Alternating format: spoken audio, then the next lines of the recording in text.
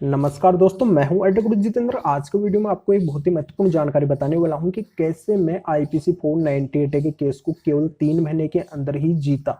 ये जानकारी बताऊंगा और ये भी बताऊंगा कि कैसे आप भी कम समय के अंदर आईपीसी 498 केस को जीत सकते हैं। आपको क्या करना होगा और फैमिली मैटर केसों से रिलेटेड और भी महत्वपूर्ण जानकारी बताऊंगा, चाहे सीआरपीसी 125 हो, डीवी हो, डाइवोर्स हो, और इनके अंदर भी मुझे कई उपलब्धियां हासिल है वो भी मैं आपको बताऊंगा।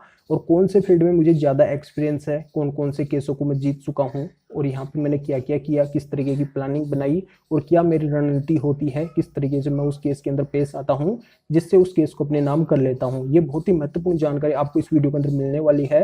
बहुत ही अचंभित जानकारी आपको मिलेगी, इसलिए अंत तक मेरे साथ इस वीडियो में बने रहिए, कहीं से भी स्किप नहीं करना है। उससे पहले बता दूं, चैनल को सब्सक्राइब नहीं किया है तो सब्सक्राइब भी कीजिए, बेल आइकन दबाइए, वीडियो को लाइक करके शेयर जरूर कर दीजिए। तो चलिए शुरू करते हैं। तो दोस्तों यहाँ पे मैं क्लियर कर देता हूँ कि अपने मुंह से कभी बड़ाई नहीं करनी चाहिए, अपने गुणगान कभी भी नहीं गाना चाहिए, पर यहाँ पे मैं ये जानकारी छिपा भी नहीं सकता हूँ क्योंकि आप सब मेरे परिवार के सदस्य हैं। यानी कि जो भी मेरे यूट्यूब से जुड़े हुए हैं वो सभी मेरे परिवार के सदस्य हैं। मैं सभी को अपना मानता हूँ, तो अपनों से कोई बात नहीं छिपाई जाती है, उनको जरूर बताई जाती है। तो यहाँ पे आपके भाई, आपके बेटे इस एडवोकेट जितेंद्र ने क्या क्या हासिल किया है ये भी जानकारी आपको मिलने वाली है। और 498 केस को केवल 3 महीने के अंदर जीतने का रिकॉर्ड मेरे नाम है, ये भी मैं आपको बताऊंगा। और कई महत्वपूर्ण जानकारी आपको फैमिली मैटर केसेस से रिलेटेड, क्रिमिनल और प्रॉपर्टी, इन सभी केसों से रिलेटेड आपको जानकारी भी मिलने वाली है। तो दोस्तों यहाँ पे मैं क्लियर कर देता हूँ कि 498 हो या फिर कोई भी केस हो, उसको अगर आपको जीतना है तो आपको सबसे पहले क्या करना होगा। उसके लिए आपको ये करना होगा कि प्रॉपर आपको प्लानिंग बनानी पड़ेगी, रणनीति बनानी पड़ेगी। जैसे कोई युद्ध होता है, उसके अंदर जब मैदान के अंदर उतरा जाता है तो पहले ये देखा जाता है कि अपने पास में सेना कितनी है, हमारे पास में अस्त्र शस्त्र कितने हैं, हथियार कितने हैं, हम क्या उस युद्ध को जीत सकते हैं या फिर नहीं जीत सकते हैं। और ऐसी ही रणनीति होती थी, ऐसी ही प्लानिंग होती थी जो कोई भी युद्ध जीतने के लिए मैदान के अंदर उतरते थे पहले जो भी योद्धा थे। और आज भी यही प्लानिंग होती है। अगर देश के अंदर भी कोई आपदा आ जाती है तो यहाँ पे यही प्लानिंग देखी जाएगी कि हमारे पास में सैनिक कितने हैं, हमारे पास में हथियार कितने हैं, जिससे हम सामने वाले को मात दे सके।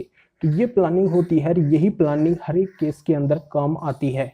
ये केस जो अभी आप देख रहे हैं आपके ऊपर भी जैसे लगे हुए हैं, आईपीसी 498 का हो, डीवी का हो, या फिर मेंटेनेंस का हो, या फिर आप डाइवोर्स लेना चाहते हैं, जो भी है, हर एक केस के अंदर आपको क्या है कि एक प्लानिंग, एक रणनीति बनानी होती है। और वो आपको कैसे बनानी होगी, उसके लिए फर्स्टली आपको ये करना होगा। अब मैं मेरे मेन टॉपिक के ऊपर चलता हूँ। जैसे मैंने 498 के केस को केवल 3 महीने के अंदर ही जीत के बताया, तो ये मैंने कैसे किया। इसको मैं ऐसे किया कि जो फर्स्टली जो एफआईआर होती है, जो 498 की एफआईआर होती है, उसको क्या है कि एक बारीकी से पढ़ना पड़ता है।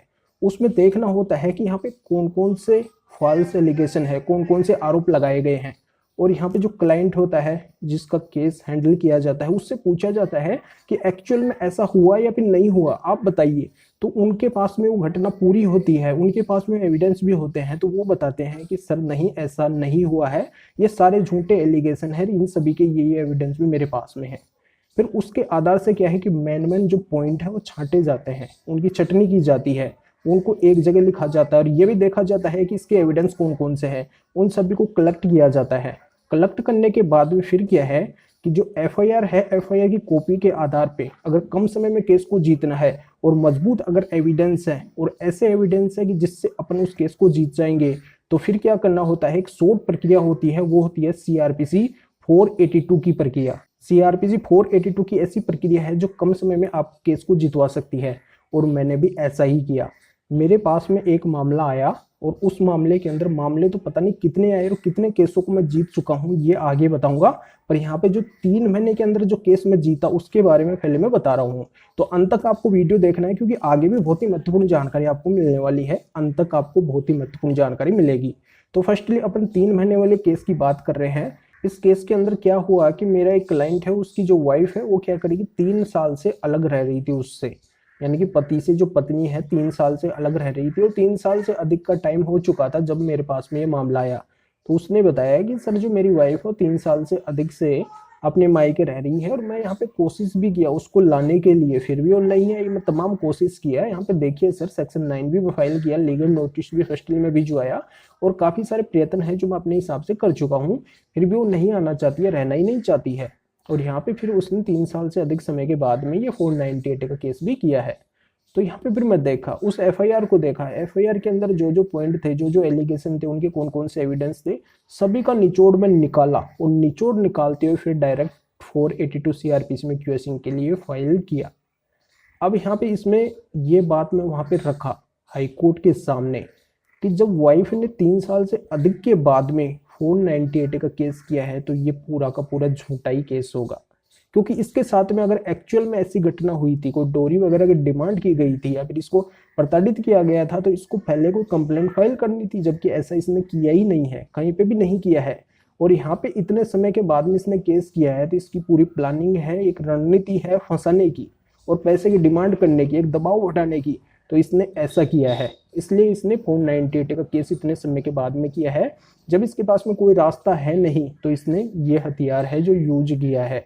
और यहाँ पे सीआरपीसी 468 ये कहती है कि अगर कोई केस 3 साल से अधिक समय के बाद में फाइल किया जा रहा है, उसमें भी सजा केवल 3 साल तक की है, तो 3 साल के बाद में अगर वो केस किया जाता है तो केस एंटर नहीं हो सकता है, उस केस के अंदर कार्रवाई नहीं चल सकती है, क्योंकि वो केस झूठा होगा। तो ये बात भी यहाँ पे सामने आई और सारे एविडेंस और डेट टाइम पैलेस जो जो उसने गलत लिखवाया था, उसने तो क्या किया था कि डेट टाइम और पैलेस जो घटना का है वो भी ऐसा लिखवा दिया जिस टाइम में वो खुद के मायके ही थी, अपने मायके रह रही थी, और उसने लिखवाया कि ससुराल में मेरे साथ में ये घटना हुई है इस डेट टाइम और पैलेस पे, जबकि ये एविडेंस पति के पास में थे कि इस डेट और टाइम और पैलेस पे वो पत्नी है जो अपने मायके ही थी और मैंने ये कोशिश की थी उसको लाने की।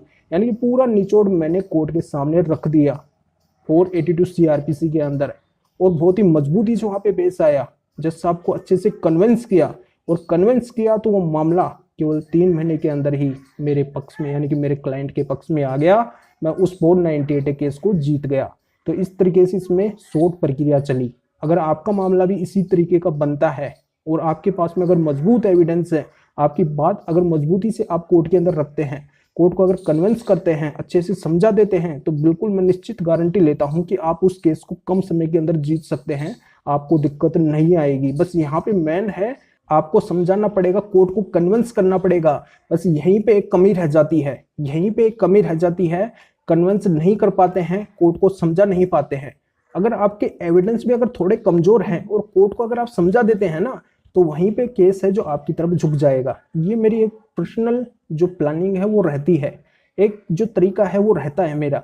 और यहाँ पे केवल 498 ही नहीं, बहुत सारे केसों के अंदर मैं उपलब्धियां हासिल कर चुका हूँ, चाहे सीआरपीसी 125 हो, डीवी हो, डाइवोर्स हो, कई सारे केसों में मैं ऐसे ही कम समय के अंदर ये मुकाम हासिल किया हूँ।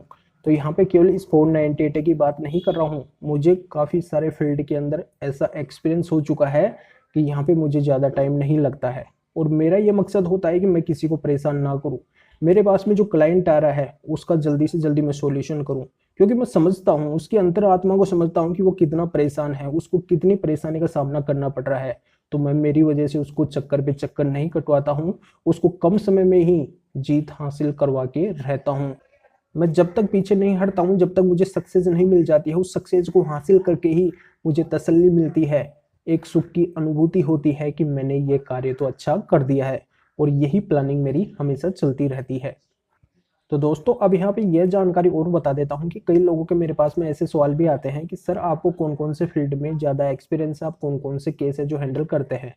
तो मैं यहाँ पे क्लियर कर देता हूँ कि मैंने वकालत की शुरुआत की क्रिमिनल केसों से, क्रिमिनल केस मैंने हैंडल किए, उसके बाद में अभी फैमिली मैटर केस और प्रॉपर्टी से रिलेटेड जो केसेज हैं उनको हैंडल कर रहा हूँ। यहाँ पे फैमिली मैटर में चाहे सीआरपीसी 125 हो, डीवी हो, डाइवोर्स हो, मेंटेनेंस हो, और प्रॉपर्टी से रिलेटेड चाहे कोई भी केस हो, इनके अंदर अच्छा खासा एक्सपीरियंस मेरे पास में हो चुका है। फाइल को देखते ही मुझे पता लग जाता है कि इस केस के अंदर क्या होने वाला है, ये केस जीतने योग्य है या फिर नहीं है, अगर नहीं है जीतने योग्य तो इसमें क्या करना पड़ेगा, किस तरीके से इस केस को जीतना पड़ेगा, और यहाँ पे कौन सी प्लानिंग चलेगी जिससे वो केस आसानी से अपने पक्ष में आ सके। इतना अधिक एक्सपीरियंस ऊपर वाले की दया से अब अपने पास में हो चुका है।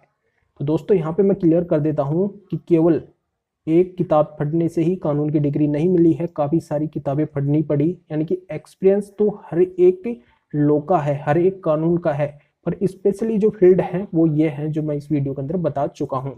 जानकारी आपके समझ में आ गई होगी तो वीडियो को लाइक करके ज़्यादा से ज़्यादा शेयर कर दीजिए, जो उन लोगों को भी जानकारी का पता चल सके।